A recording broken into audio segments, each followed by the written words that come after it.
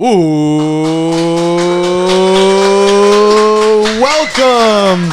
to the show. All right, that's enough from the audience. We got a packed house here. All right, settle down. We're at the Office Bar and Grill. This is the show, our New York Post baseball podcast. We're coming from the Office Bar and Grill on North Broadway here in sunny Los Angeles. The weather is beautiful. Tip your bartenders. Big thanks to the Office for having us. This episode of the show is presented by your Tri-State Cadillac dealer. Shout out to Cadillac. Go to your Cadillac showroom today. Without further ado, we got a special guest here. Let's welcome in the host of the show. I'm Jake Brown, by the way, the producer of the show. Shout out to Andrew Hartz, our other producer who is remote today. Here are the hosts of the show. First, he's been covering baseball at the New York Post, since 1989 now? Over 30 years covering America's national pastime. You can also catch him on MLB Network. Let's welcome in the pride of Brooklyn, Joel Sherman, everybody. Give it up for Joel Sherman. His co-host is a newbie at the New York Post. He's in his first season here at the newspaper, but he's no stranger to covering the game of baseball. He's been covering it since the 80s, spending years at Newsday, SI, CBS Sports, and so much more. He's also been on the MLB Network for over a decade. Give a warm welcome to the man that had his bar mitzvah at Temple Sinai on Long Island. It's John Heyman.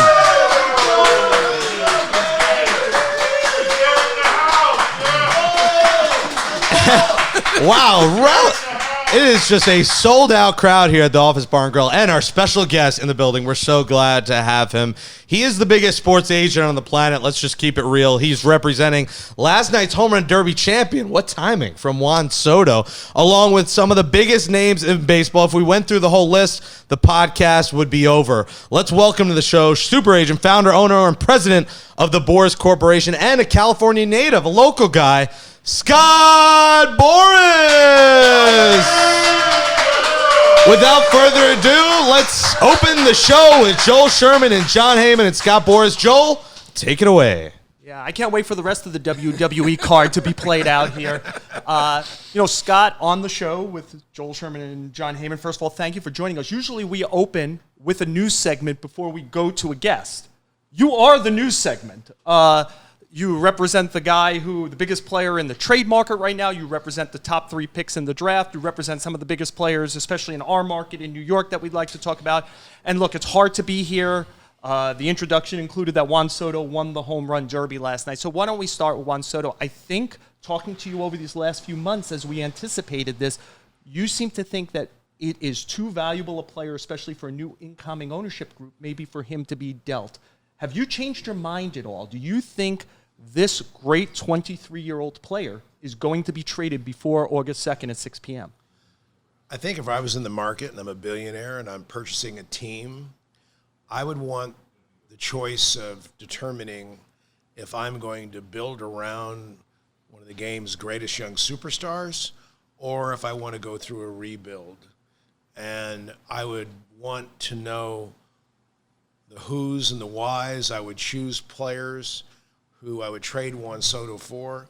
So therefore, it's pretty clear to me that the franchise value of this club is really, I think, escalated to a much higher level when the new owner has that choice. Because I think one thing you learn from being around billionaires, they certainly like their choices, no doubt.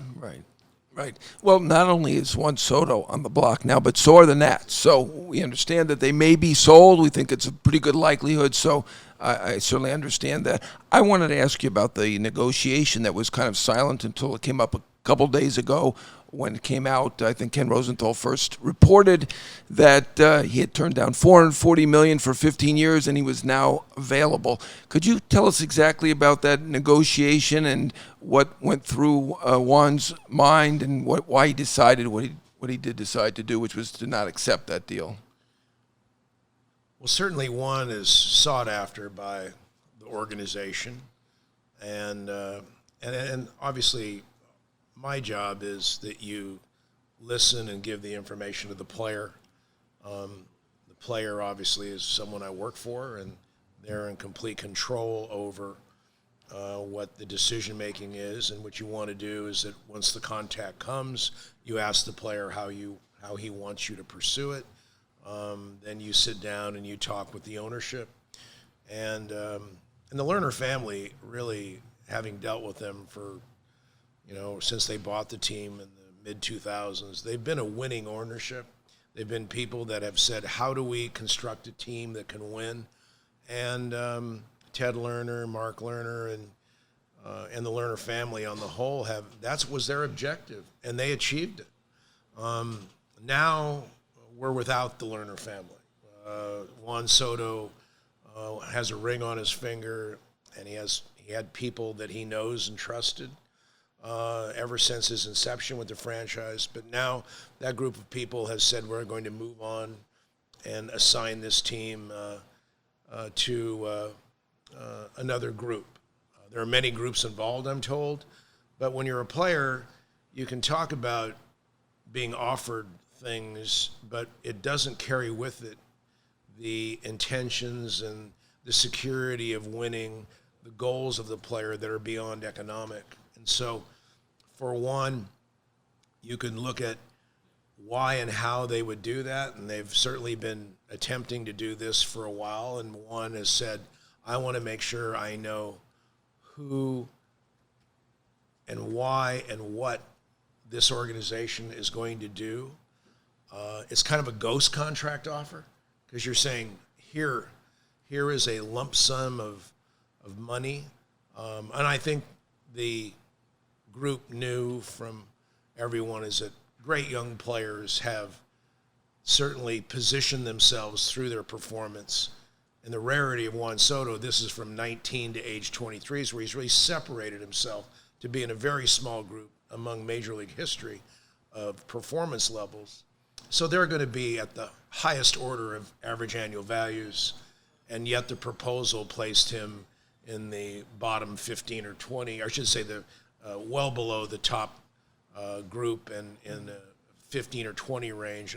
And obviously that made the contract something that was really not even in the range of consideration, and because players are obviously expect to be treated historically. And when you're the greatest young player in the game and you have youth and you're going to be a 26-year-old free agent, I've never had, not since A-Rod have I had a player that's been that good and that young of a free agent.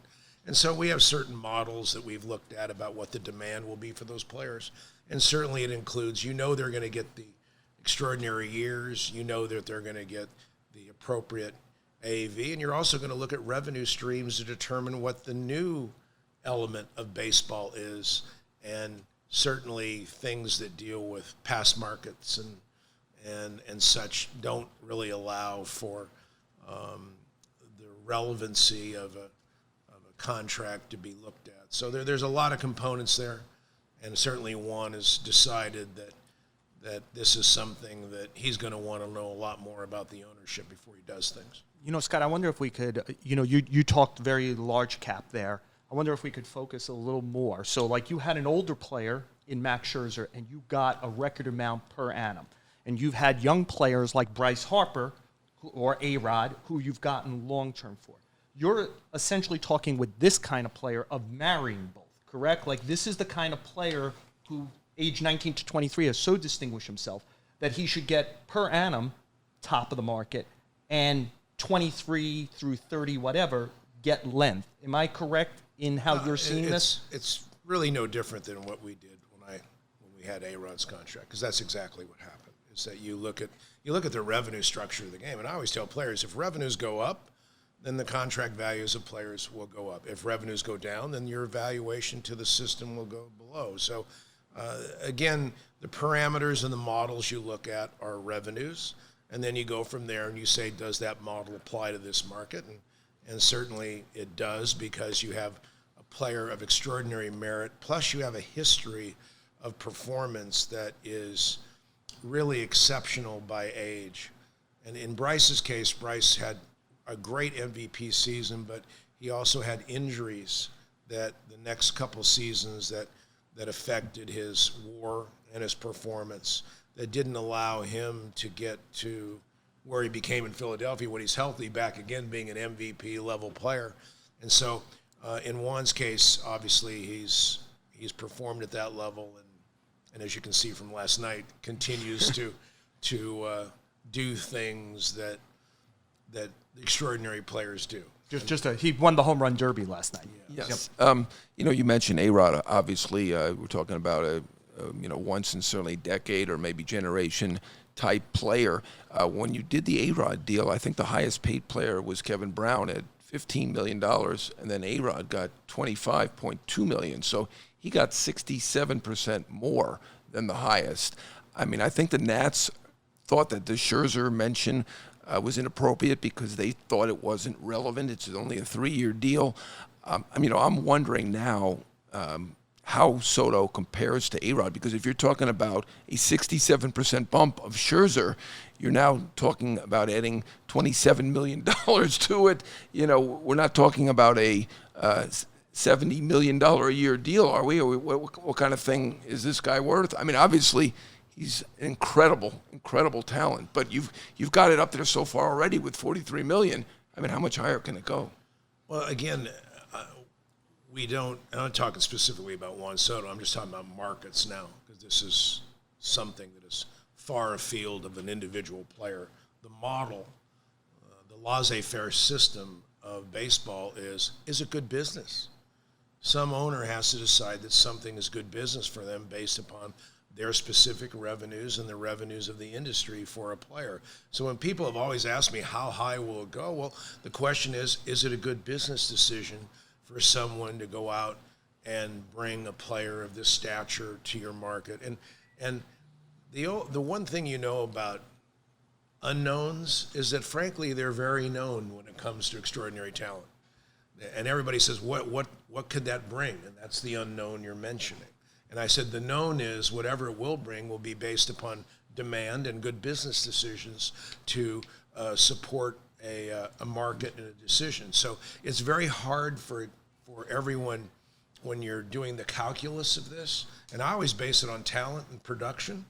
And then we study the revenues, and then we try to put the two together at the time that you make that decision. So the model for this of the unknown becoming the known is frankly well established. And the fact that we have veteran players who are in the market and they get contracts of lesser length than that of a great young star, that has never been a prohibitive measure or a restraint for how we look at what good business decisions are going to be. And they look at what's the model for the AAV of the day and what the revenues of the day are. Yeah, I mean, their position is that the Scherzer deal isn't relevant because it's a shorter deal. I think they told you that, and they then suggested we'll give them the Scherzer deal, a 3-year deal. You said you think every contract is relevant if it's in the market, right? So I mean, that is something you feel is relevant to this. I'm not talking about Soto now. I'm talking about historical contract conduct by owners that make good business decisions. The average annual values of players are not measured by length of contract as much as they are by the fact that we know the precedent of the younger player, the true superstar younger player, always gets more than the short-term veteran pitcher. And you saw it in Trout's contract, where he came in and the veteran pitchers were making I got Scherzer at $30 million, and then follow from that became Price and Kershaw and the group, but Trout measured above that. And the reason for that, their contracts were shorter in length. They were older, and the AAV rose because it was good business for the Angels to do that. And so my point is, as we go through the stations of sport, I remember when the NBA contracts were in the 20s and people thought it was unfathomable that something would be at that level. And the answer is the revenues responded. Now we see NBA contracts that are in the 50s and 60s. So, and we see NFL contracts that are in the 40s and 50s and 60s. And that model says to me from the past of doing this that we're going to see repetitive, good business decisions by everyone to say when the revenues increase, I have more to do, more to invest in with this one great player. Is it a good model for me? And in the NFL, the NBA, and Major League Baseball, it's always turned to that because you want the best players. Just because Soto is the biggest story in our industry right now, Scott, I wonder if I could put a bow on it by asking you a two-part question. One is, I don't think you answered if you think now he will be traded. Like, do you think, you mentioned how valuable this player is, both in age, control for another 2+ seasons, and quality, including postseason quality, he's proven. So could the Nationals even fathom getting enough to move this player pre-sale? And then the second one is, you've been through all the rodeos you could be through, and so my question is, the kind of money you're talking about, do you think it takes an open bidding process to get where you are, which means that Soto will ultimately have to be a free agent to get the kind of value you're speaking about? Sometimes it does, and sometimes it doesn't. It depends on if there's an owner out there that is all about winning. Remember, you get Juan Soto for 1, 2, 3 postseason runs and have complete control over him. That has a substantial value to a club that has coordinated a body of talent that says in the next 3 or 4 years, I'm going to be a winning club and I'm going to go all in to do something. On the other side of it is, so that gives great motivation to a few clubs who are in that position to trade for him and to give more than they would otherwise give because their model is at a height of that window where they've built this over a 5-year plan to be at that Everest of trying to achieve that rare goal of winning 1 championship, if not 2. And normally clubs will give up more than you would expect because it's that time, it's that moment in their career, in the career of the owner, and winning world championships when you haven't won in a while, to do that feeds that frenzy. On the other side of it is, if I'm the general manager that hopes to sustain his career and I'm trading Juan Soto, the first question is, am I getting anything like Juan Soto back? And the answer to that will be, I don't know of any club that thinks they have a young Juan Soto that's going to trade for Juan Soto, because the fact of the matter is they would just keep the existing Juan Soto. And so then you have to answer the question of, where am I going to trade Juan Soto knowing that I've got to explain to the new ownership, who I hope to work for, that these 4 players are going to create value that exceeds that of Juan Soto. And, I've been in this business a while, and I remember the old, I'm not going to sign Greg Maddux, and I'm going to sign 3 other players. I've been down that road many times, and I would say it's a very low percentage that when you have someone who's extraordinary, who is constantly pushing the dynamic. You got to remember that Juan Soto's, when you're talking about 10 years of extraordinary performance, before he's even 33. I mean, the surplus value of that in our game is in the near $1 billion to a team. So he's a unique case. And if I'm a general manager, I conservatively to make sure that I'm not known, even though I've done a great body of work, I can't be known as the person who traded Juan Soto for. And remember, you only have to look at the Mookie Betts trade. Everyone's still talking about Mookie Betts. Mookie Betts. But I don't know how many people can remember who Mookie Betts was traded for. Yeah, I can remember, but I don't think too many other people can remember. You mentioned the franchise value and the interest on the ownership. I've spoken to some Nats people, and they sounded like they thought they had been hopeful that maybe they could get something done.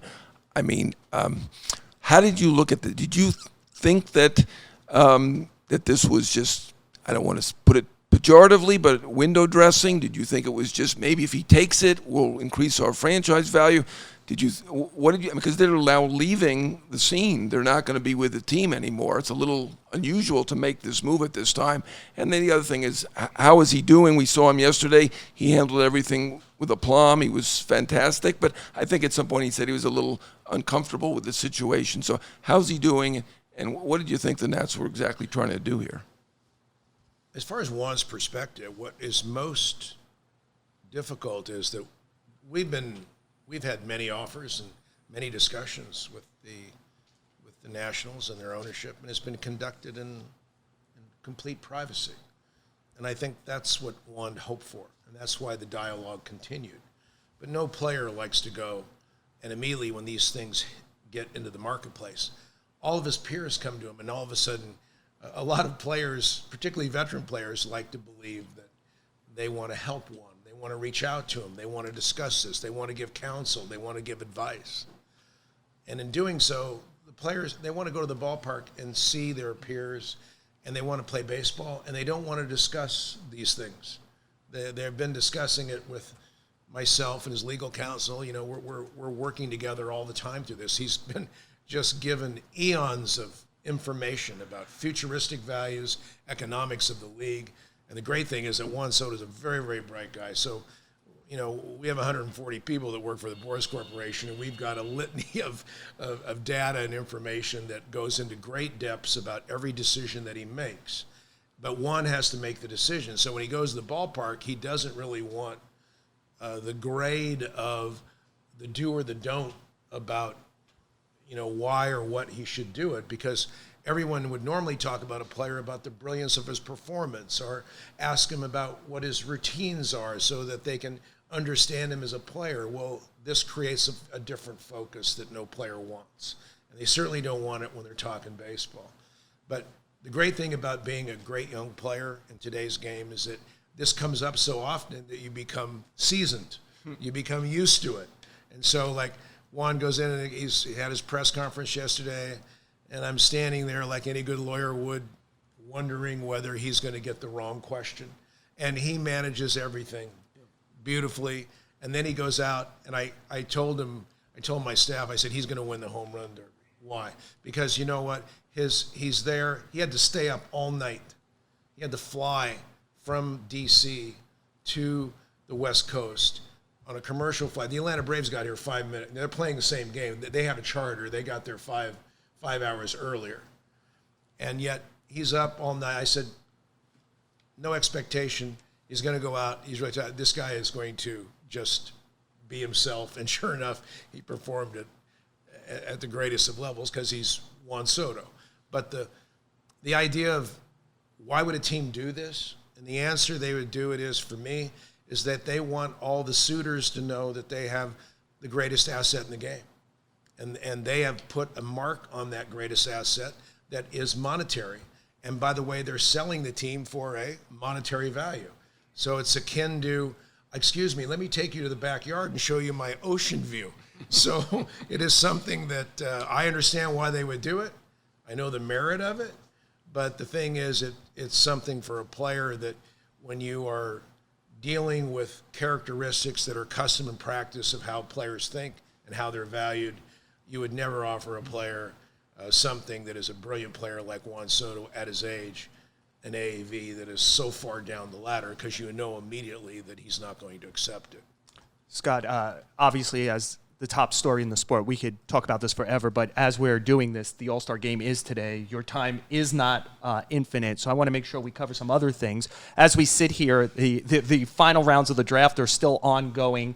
You had many picks in this, but notably the top three, sons of major league players, Jackson Holliday, Drew Jones. Their fathers were outstanding major league players. But I think for us, especially in the marketplace where John and I were, Kumar Rocker is a fascinating number 3 pick. He was picked 10th last year and then not signed by the Mets because of what they felt were physical reasons. Scott, are the New York Mets going to regret not finalizing that contract for a guy who went 7 picks earlier this year?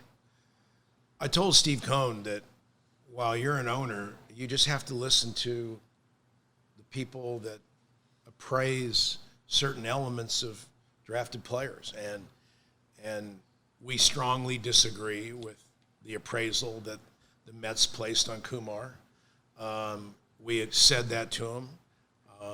As an advocate, I'm sure if I'm an owner, I'm going to look at this and say, I expect the advocate to say that for the player. Our medical staff, we have our own internal medical staff. We are very thorough about this.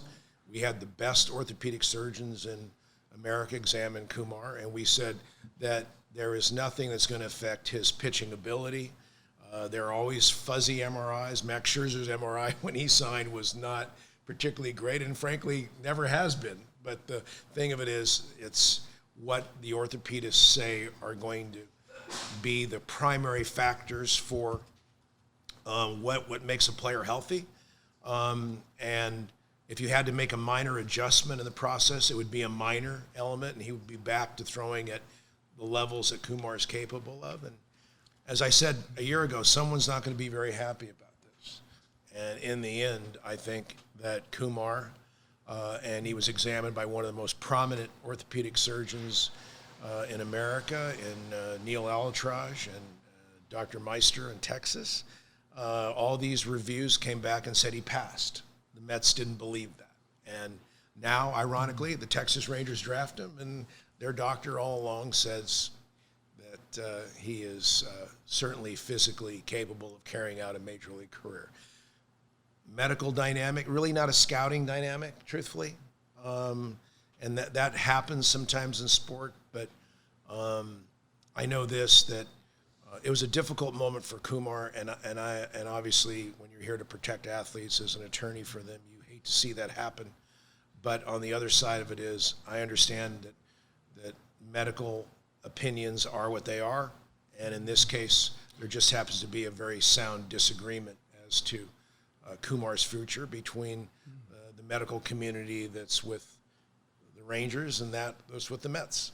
You know, we had three guests previous to you. One of them you're quite familiar with, Alex Rodriguez, who you represented from the very early stages of his career through a long portion of his career, and certainly got him a contract that's often cited as one of the better ones in baseball history and sports history, the $252 million 10-year deal with an opt-out, which now most of the great players seem to get that opt-out. Well, when we had him on, he suggested that players shouldn't really listen to their agents too much, and that they should really take the bull by the horns, or whatever you want to say, and do it themselves, do their own negotiating.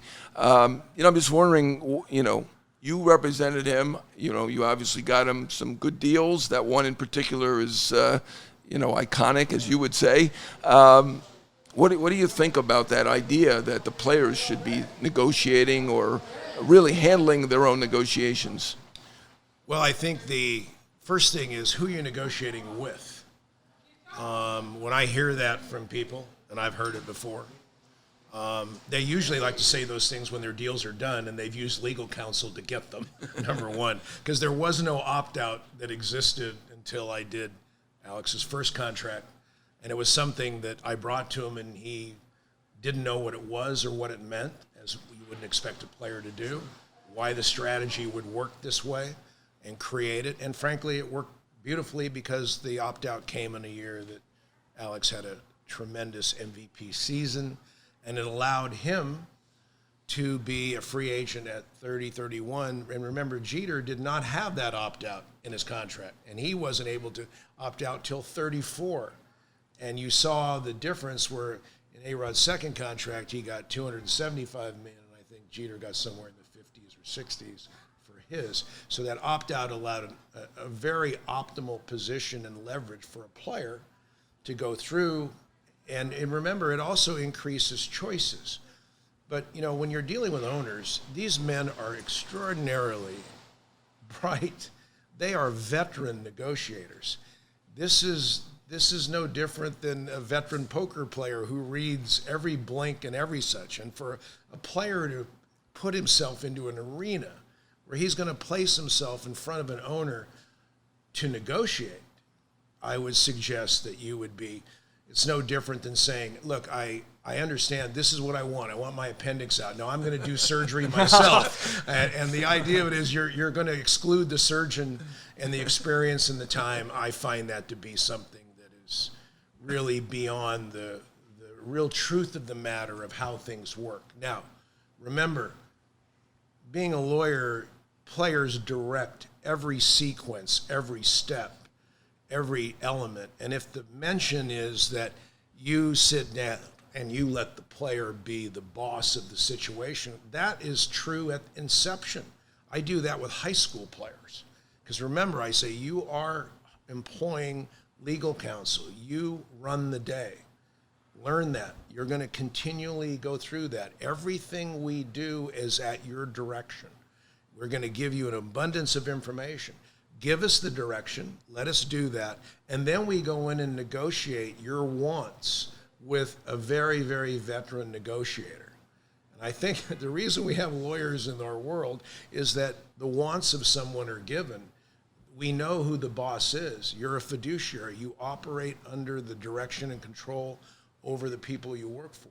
And then you carry that into the negotiation, but you're doing it with the expertise and dynamic of the owners know that they're not dealing with someone who's never negotiated anything. The owners know they're not dealing with a player who's emotional. And also the owners, when you have a player attempting to negotiate for himself, they know how to manipulate your dynamics because they know what players, and they've studied players, and they're prepared for that negotiation.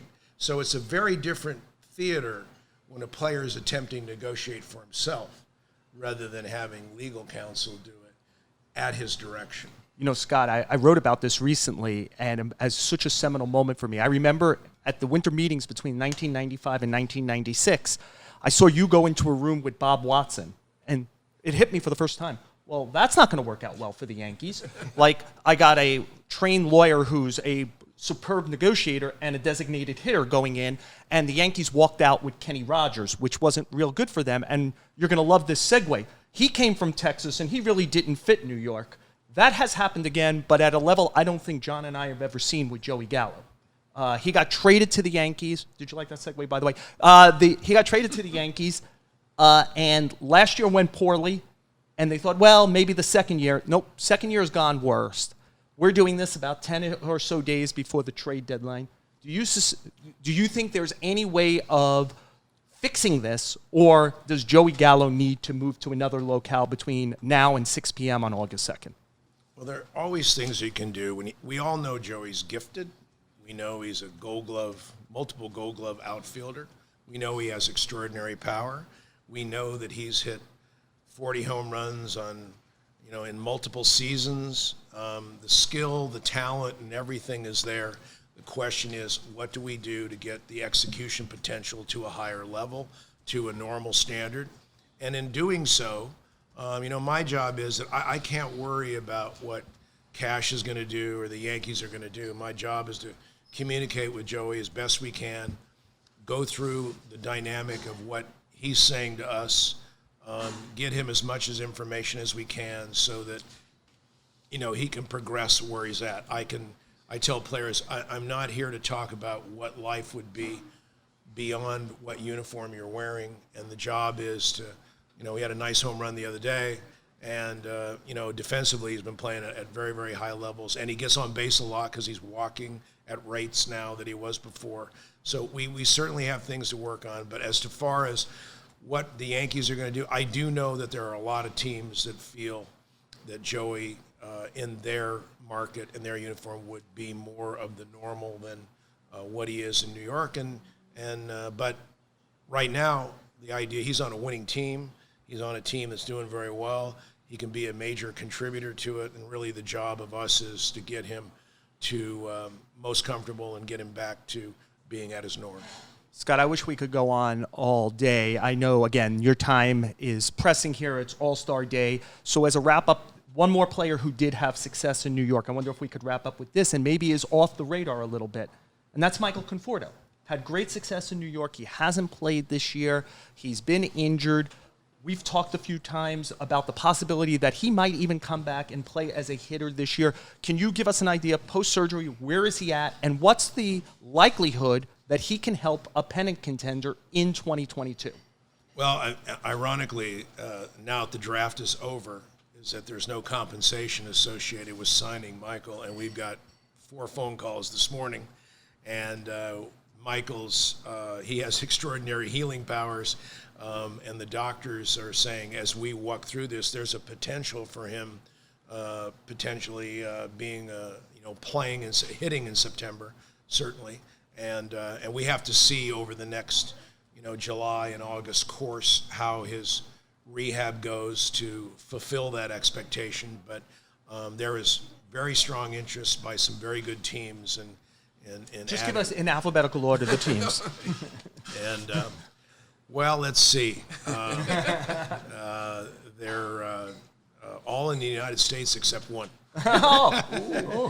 Did we get one? Yeah, I think we have one. I don't think there's many Puerto Rican teams or Asian teams that are after Michael right now, but I think all 30 major league teams would love to add a guy like Michael Conforto. Scott, incredibly kind of you to spend some time with us here. We do. It's not just something we're saying. You are very involved in the draft. You're very involved with the futures game. You're very involved with the All-Star game with all the clients you have at all of those levels. So we know you broke away to give John and I some time, and we truly appreciate you joining us on the show with Joel Sherman and John Heyman. Well, it's been a pleasure, and I want to thank the audience. They've been very gracious, and it's very, very kind to be here. It really is.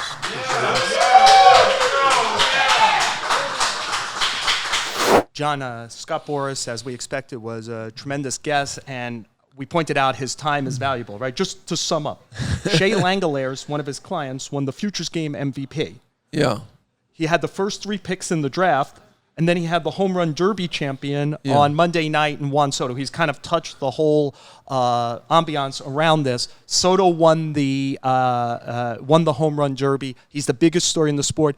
I could ask a detailed question, but why don't I say Juan Soto and see what's on your mind after what Scott said? Well, first of all, the negotiations is what he's going to know the most about, and certainly talked about the AAV, the average annual value. It was clear that they just felt that $29.3 million average was really not in the ballpark. I think he mentioned that it was 15 or 20 guys who were be ahead of him, and that he just didn't feel that it was appropriate. And I mean, frankly, the reaction I've got around baseball is nobody's shocked that he turned this down. I mean, I wouldn't laugh at this offer or sniff at it or whatever you want to call it.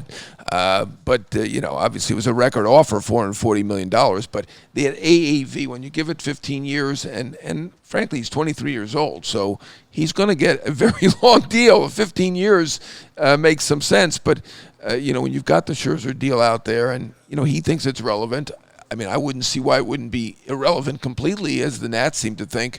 The AAV he felt was not in the ballpark of where they're looking. John, what stuck out to me was he exerted, maybe it was subtle, it wasn't too subtle to me, a lot of pressure on Mike Rizzo. Like, do you really want to do this trade? Do you really want to be the guy who trades 23-year-old Juan Soto? And as we know, over the years, a lot of teams trade $1, but they don't get 4 quarters back. They get a lot less than $1 back. And it's hard to believe that you're going to get exactly that value, because I think he said one of the key things, and I think it's underappreciated in some degree. You don't just get Juan Soto for the rest of the year. You got 3 pennant races with Juan Soto. We've seen him under kind of extreme pressure twice now in his career. Once in the 2019 postseason, he was great. Once was last night at the home run derby. He came through there also. And I think that if you're a team in a pennant race, we're talking about arguably the toughest out in the sport, who's proven he can handle the toughest assignment for 3 pennant races. How do you even give up enough? And I think Scott was saying, good luck with that, Mike Rizzo, if this is what you'd like to make your legacy. Well, obviously the Boras camp ask is great for Soto, appropriately so, and the ask on a trade should be enormous. And, I think, looking at it from certainly a greater distance than Scott, now Scott's doesn't control the trade, but I'm just looking at it from a distance. It's not going to be easy because the contending teams are not going to want to give up major league players, which I would think you're not going to just trade them for a bunch of maybes. You've got to get some major league players back. And then the non-contending teams well, he's not of any use to them or limited use to them this year if they're not going to be in the pennant race. So it's not going to be easy. I think that at this point, there's a good chance he's going to be traded, but it probably, in my way of looking at it, will be after the season when all 30 teams can do it, and all 30 teams can give up major league pieces that aren't helping them in a pennant race. So it is not going to be easy no matter how much pressure or non-pressure he may put on. I love the relationship with Rizzo and Boras. They've always been very, very close. Ted Lerner has usually handled these negotiations, which Scott has had with many times with this team, because he had Scherzer, obviously, signed with them originally, one of the best free agent contracts ever from a team standpoint. Strasburg is Scott's as well, and obviously Harper. So basically all of their superstars have been Scott's clients, but he's normally on these big deals or frequently dealt with Ted Lerner, the owner, who I think is close to 97 years old at this point, something like that. So Mike Rizzo, it's a funny relationship because, I think, frankly, they're so close to begin with. Remember when Rizzo was the scouting director in Arizona, he'd always take Scott's players. He took Scherzer, he took J.D. Drew, there are others. I mean, nothing untoward about it. They all turned out to be good. Scherzer's turned out to be a Hall of Famer, but I think it's funny to see these two guys battling now after they've been so close. Yeah, it is, no doubt interesting. It's going to be interesting as we go down to August 2nd at 6 p.m. John, I'm just going to throw one at you because you mentioned it would be hard to trade major league players, and I wonder if we could wrap with this.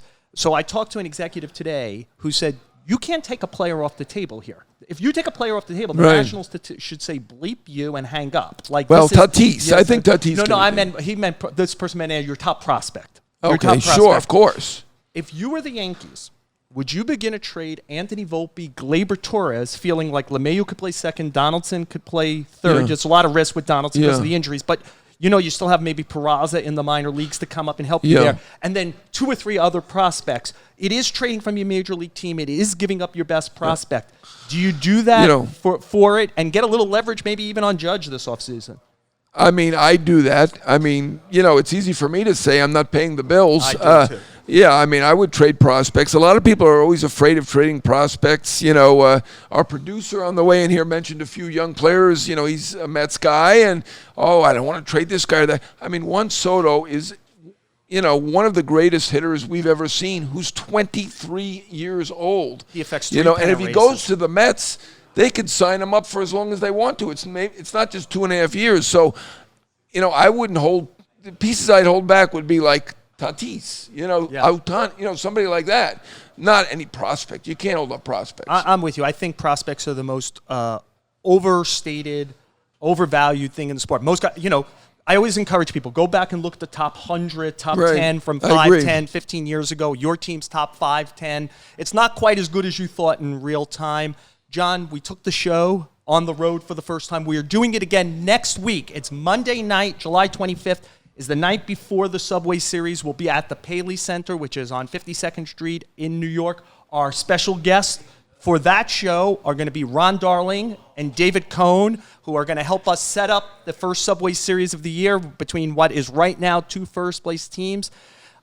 You could get tickets at nypost.com/theshowlive. That's nypost.com/theshowlive. Again, 6 p.m. at the Paley Center, 25 West 25th Street. That's next Monday. Thanks for listening to this episode of the show. Thanks to, you mentioned our producer and Met fan, Jake Brown. Subscribe to the show on Apple Podcasts, Spotify, or wherever you get podcasts. Give us a 5-star rating on Apple Podcasts and Spotify. And write in a nice review for me and John. We could really use it. Our egos could use it. And Joel, let's thank the Office Bar and Grill, and let's thank Cadillac for sponsoring this show. Thanks to your Tri-State Cadillac dealers as well. And the audience. Let's not forget the audience. Give it up. Give it up. What a terrific audience. A lot of Dodger fans out there. You guys are the best. All right, that's enough. That's enough. Now our egos are overinflated. Thank you for joining us on the show with Joel Sherman and John Heyman. Next Monday, 6 p.m., Paley Center, Ron Darling, David Cohn, and every Tuesday after that with the show with Joel Sherman and John Heyman.